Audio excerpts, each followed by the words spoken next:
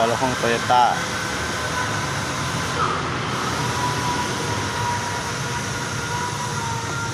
กับสายพานเด็ดสถานตรงนี้ยกสุด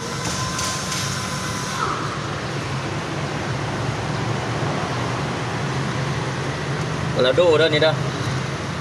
สายเป็นมานี่ โอ้รับตาเลยงานกล้วยเนี่ยบอกกล้วยอย่างเงี้ย สายมาจากคันแล้ว คันละนี่ ยอม อ้ายให้เบิ่งเลยกล้องมานี่นี่วิธีใส่สะพานนะขีดตัวนี้มันมี2ขีดมันบอก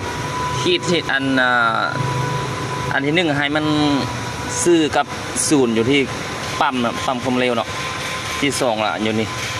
อยู่บนอันนี้ศูนย์อันนี้เห็นบ่แบบนี้เลยมันคำว่าคนสำนานใส่มันเป็นแบบนี้ที่ว่าคนบ่สำนานก็เอาสายนี้ไปอยู่บนขีดอื่นก็ได้แต่ว่าขึ้นกับความสะดวกการนั้นสร้างแต่ละคนเฮ็ดมันบ่คือกันให้สายตัวนี้มันเข่งๆก็พอขีดตัวนี้แต่สำหรับค่อยและไทยมันอยู่ขีดตัวนี้มันจังมาตรฐานยากสร้างแบบนี้ใส่แบบนี้ได้นะฝากเลยคอร์ราโดคันนี้ดับมันเป็นโบเอทึกโบเอ ตามนั้นแหละ ฝากอย่าสิสอนไปที่รถไฟเด้อ